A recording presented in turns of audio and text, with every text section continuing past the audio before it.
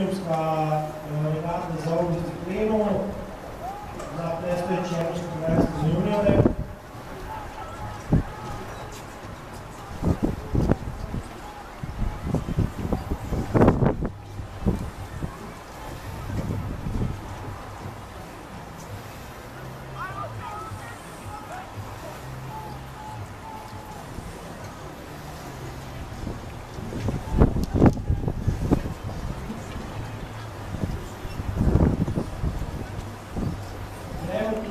Vidimo borbu za prvo mesto između veslača Smedereva, koji trenutno vode, i na drugom mestu kombinacija Partizan Rakovičar. Biće jako zanimljiva završnica.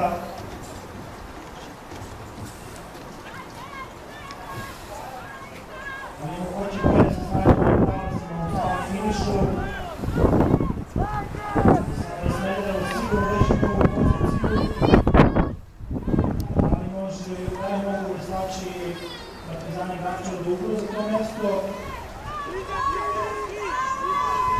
Sada da bi malo došli, rekao bih se da koji kroz cilj